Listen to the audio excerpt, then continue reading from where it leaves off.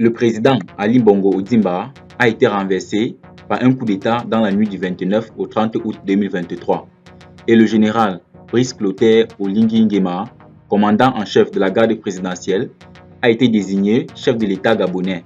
Le coup d'État est intervenu quelques heures après la proclamation des résultats de la présidentielle qui a désigné Ali Bongo Ondimba vainqueur contre Albert Ondo Ossa, candidat désigné par une large partie de l'opposition. Ali Bongo Ondimba, mis à la retraite par les militaires, a été placé en résidence surveillée. Son fils, Bongo Valentin, et la première dame, Sylvia Bongo Ondimba, ont été arrêtés, ainsi que plusieurs de leurs proches.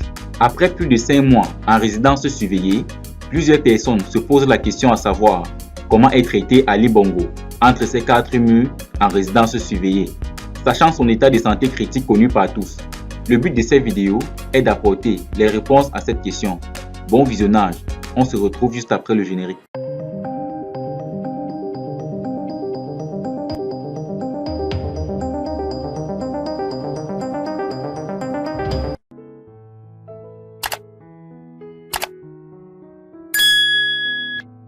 Cinq mois, jour pour jour, depuis le coup d'État au Gabon, l'ex-première dame Sylvia Bongo est en détention, tout comme son fils Noureddin Bongo Valentin. Mais l'ancien chef de l'État, Ali Bongo, est toujours dans sa résidence.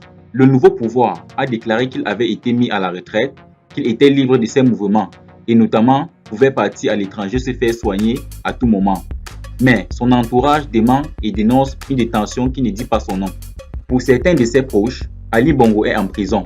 L'ancien président vit toujours dans sa luxueuse résidence de la Sablière avec ses fils Bilal et Jalil. Mais sa liberté serait restreinte. Selon plusieurs sources, il y a des chars autour de sa résidence. Ses sorties dans le jardin sont limitées. Un garde républicain est constamment là pour écouter ses propos. Il n'est pas du tout libre et ne peut pas voir sa femme et son fils emprisonnés. Ali Bongo est malportant depuis un AVC en 2018.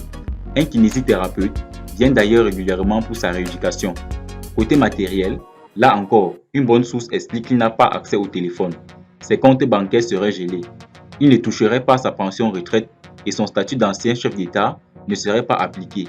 Il aurait accumulé 3 mois d'arriérés des factures d'électricité. Il ne peut pas payer car ses chèques sont refusés. On a peur d'une coupure, confie son entourage. Plusieurs hauts dignitaires ont pu lui rendre des visites officielles. Il s'agit du président centrafricain Faustin Archange Touadéra, le représentant du bureau régional des Nations Unies pour l'Afrique centrale, Abdou Abari, la secrétaire générale de l'Organisation internationale de la francophonie, Louise Mushikiwabo, le premier ministre de Sao Tomé, Patrice Emery Trovoada. Tous ont d'ailleurs confirmé la bonne santé de l'ancien président gabonais, chose démentie par des collaborateurs proches.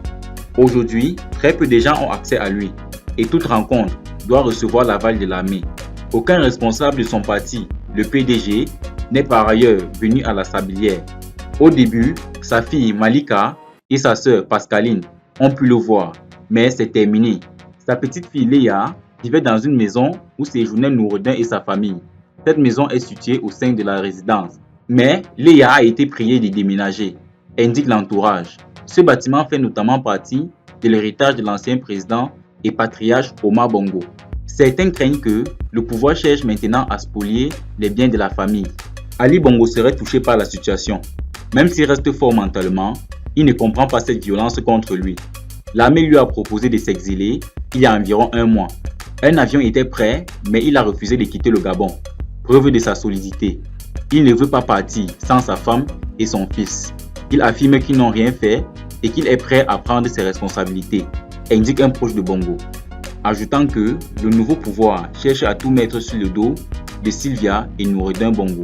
Les militaires disent qu'elle dirigeait et usurpait sa signature, mais aucune décision n'était prise sans l'aval d'Ali, qui était en pleine possession de ses moyens malgré son handicap physique, précise cette source. En tout cas, aujourd'hui, une source judiciaire explique qu'aucune procédure ne vise pour l'instant l'ex-chef de l'État. Selon le président de l'Assemblée nationale, seule une juridiction spécialisée d'exception peut juger un ancien président. Il ne peut pas passer devant un tribunal ordinaire. Si les autorités judiciaires estiment qu'il faut ouvrir une enquête, je ne peux pas empêcher la justice de faire son travail, indique Jean-François Dongui. Même si Ali Bongo n'est pas inquiété par la justice, sa famille n'est pas sereine. Certains proches craignent même que l'ex-présidence gabonaise.